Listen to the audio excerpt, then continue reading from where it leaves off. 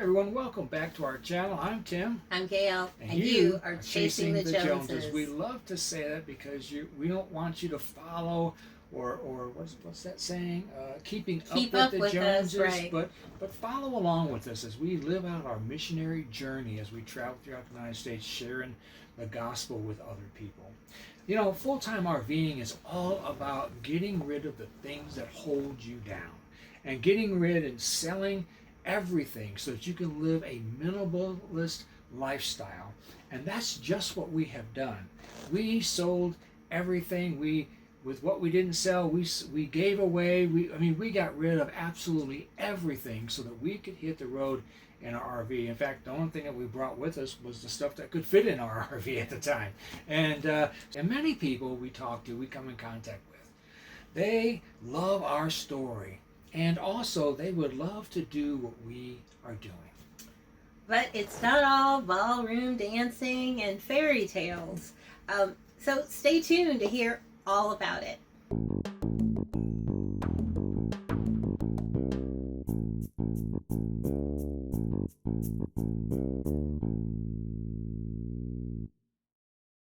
Hey guys, could you do us a favor? Hit that subscribe button and give us a comment. And at the end of our video, maybe tell us some of the things that you aren't crazy about RVing. And stay all the way to the bottom because I know he's got some bonus material for you. Absolutely, we got a bonus section for you.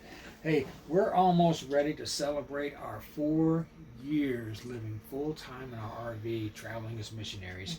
And I want to tell you, this has been an exciting time for us. Mm-hmm. But just as it's an exciting time, you know, it's not glamorous. No. You know, and as people make it out to be on social media and all that other stuff, it's not all glamour. There's some stuff that happens. There's some tough things. There's things that you don't like. You won't like about RVing, and that's why we're bringing up these 5 things that we don't love about full-time RVing. Starting at number 5. At number 5, one of the things that we don't love about full-time RVing are the gas stations. The gas stations are incredibly hard to get into. Of course, we have a gas or not a diesel, so we can't go to the diesel side and get gas. We have to stay on where the autos are, small trucks and things like that, and get gas. And it's oftentimes it is incredibly hard to do that. So one of the things we don't like is those gas stations. Yeah, and it's like you can't even just say, oh, it's a Petro or it's a Love's, or Buc-ee's. We know we can count on Buc-ee's, but Buc-ee's isn't everywhere, right?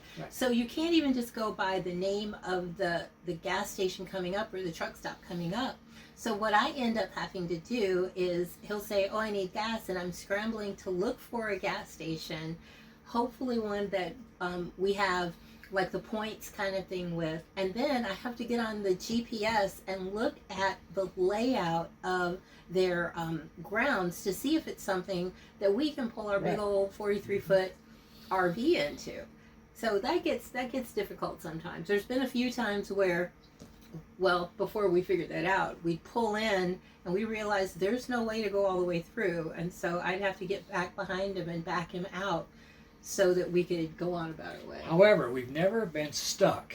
We've never been stuck in a gas station. We've always been able to at least find a way to get out of them. And listen, if you know some gas stations that are your favorites, please write them down, put them down in a comment section below. We'd love to hear what your favorite gas stations are as you travel. For sure. So number 4, since we're talking about service stations and stuff, breakdowns. Breakdowns are a huge challenge when you're RVing. It's more so when you're a full-time RVer because this is your home that you're traveling with. So if you have a breakdown, you will be homeless. That's a challenge. So already in our 4 years, we've had a major breakdown with our truck. We've had issues with our gray tank and black tank where they had cracked. We thought they were repaired. It turned out they weren't really repaired or replaced, and they weren't really replaced. And we almost had a fire. Did you? I don't have a there's video on it yet. okay. We're going to have a video coming up on that fire. Yeah. So stay tuned Definitely to wanna- that. You definitely want to check that Yeah. out. You know. So when that happens, a few things result. That means that if you had plans farther down the way, that pushes everything back, or it means there's some things that you plan to do that you don't get to do. So yeah, that makes things difficult. Plus, just the unknown. Yeah, and I tell you, this is one of the things that as everyone's worry is breaking down while on the road. And you've probably seen a few of them where they're broken down the side of the road. We've been broken down the side of the road before. Yeah. And it's important for you to make sure that all your stuff is running good and well. So we don't like breakdowns. But this reminds me of number 3, because breakdowns and stuff kind of go together. If you're overweight, you tend to break down more. We are not overweight. But number 3 is confronting your junk, right? Confronting the stuff that you bring in and the stuff that you need to take out. The RV can only weigh a certain amount for the tires and everything else, the suspension and everything. So you can't put a whole bunch of stuff in there and be overweight. And you know, when you're full-time RVing, you're living. So you know, you're getting new clothes, you're you know, getting new stuff. You know, whatever Christmas comes along, you know, all these things happen, and you're constantly getting stuff. But while you're bringing stuff in, you have to have your mind focused on getting rid of stuff. You know, we just got rid of about 3 or 4 bags of stuff. Yeah, so you're constantly purging, and I'm a 3rd-generation hoarder. So shout out if any of you are like me. So yeah, and my mindset had always been stocking up. I was one of those that always bought things by the case, and I can't buy by the case anymore. So yeah, so I'm always having to consider what I really do need a lot of and what I can deal with not having so much of, so that we're managing space and weight. Yeah, we don't do a lot of Costco runs, or what's the other one? Costco? Sam's. Yeah. We don't do a lot of those runs. But well, listen, stay tuned here to the end, because we do have that bonus material coming up for you, and we definitely want to make sure that you guys receive that. Okay, number 2, which was not an issue for us the first couple of years, but has become more and more of an issue, and that is making campground reservations. Right. Now, often we have been able to actually get a reservation in a park, but in order for us to have that time that we want, we can stay in, say, site 122 for 3 days, and then we have to go to 149 for 3 days, and then we go back to like 116, and that one we can stay the rest of the week.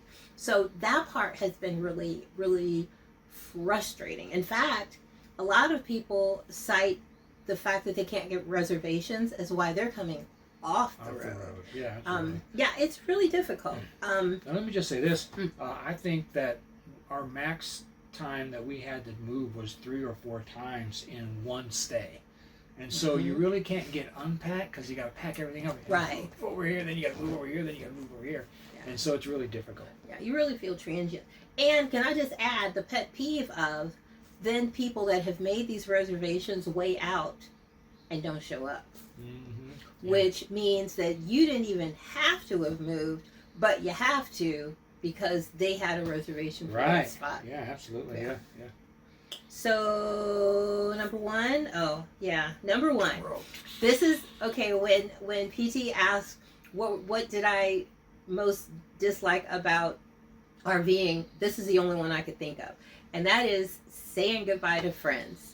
And here's the thing, when you're in an RV park, it's like, or in a campground, you make really fast friends with people, really fast friends. And so when they go to leave, and it's only been, 3 days, but you have talked about so much stuff and learned so much about each other that when it's time to leave, you really feel like crying, and you're exchanging like hugs and kisses and, exchanging information and stuff, and it's hard.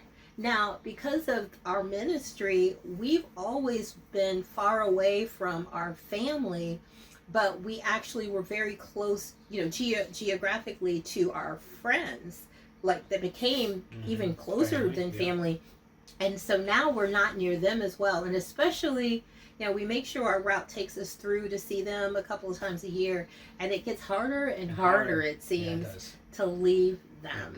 That part is hard. And one more thing too is that counts also in the area of loneliness on the road. If you're gone out too long, not seeing the people that you care about, of course you're making friends along the way, but if you're not seeing your family or your friend, your close friends, you tend to get lonely on the road. And there's Skype and there's all kinds of things, the way to do stuff and see people, but it's not the same being next to each other. It's not the same talking one-on-one with each other, and it's really a difficult thing. Okay, so the old song, if you can't be with the one you love the one you're with. That's kind of how we combat that. So like when we get to a new area, we find new churches and we plug in and we get to know people there. Of course, that exacerbates the problem because then I have to say goodbye to them as well. But as we travel, we're just building more pockets of really close friends and family. Absolutely. Well, that brings us, let me just kind of go back just for a moment. Okay. Number 5, gas station problems. Number 4, is breaking down. Not a lot of fun there. Number 3 is confronting your junk all the time. You have to be aware of it all the time. Number 2 is campground reservations. And then, of course, number 1 is saying goodbye to all your friends and family. And then the bonus one, the one that you've been waiting for here and waiting on, what is do people this. think it is, I wonder? Yeah, I don't know. What do you think? Type what you think it is. Real quick, I'll wait. Yeah. Okay. Bonus is this. Now, greatest things I dislike about full-time RVing is going to the dump stations. The dump stations, everyone's there. I watch it sometimes on a weekend where people are getting out, and man, it is a line all the way down. And now we also, as campground hosts, we work that. Right. And so we see that line, but we also see spills and mishaps and all this other stuff. And in fact, I have some of that on a video called "Don't Be a Campground Dummy," and you might want to go back and see that. I'll put the link down below to tell you what not to do, unwritten rules of what not to do. But the dumping station is really a hazardous place. If you will, because everybody's dumping their stuff and spills happen and people are touching this and people are touching that. And you don't know what they're having in their hands or whatever the case may be, and the hose and everything. So you got to make sure when you go in there, you got to go with gloves and PPE. Goggles, and you got to wear some PPE in there because you just don't know what's going on there. Right. And I don't know of any campground that comes by and cleans that area at all. That's what rain is for. That's what rain is for. Yeah. So we don't like going to the dump station because everybody's clumsy and mishaps happen and spills happen.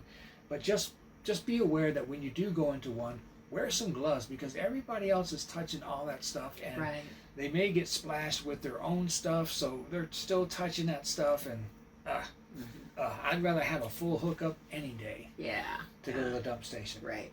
Well, listen, that is our 6 top things that we don't like about full-time RVing. If you have something that you don't like about full-time RVing or RVing in general, put it down in our comment section. We'd love to see that and maybe chat with you about that just for a few moments also. All right, cool. And definitely check out that campground dummy. Don't be a campground dummy. It's funny, but if you're an RVer, part of it will kind of get you mad a little bit as you're like, that's right. So check that out. Anyway, that's it for us. We're so glad that you guys were watching. And you can go ahead and watch that video right now. I'm going to put it up here, and you can just go ahead and click on it and watch it immediately. And we will see you next time on the next video. Bye-bye. Have a great day.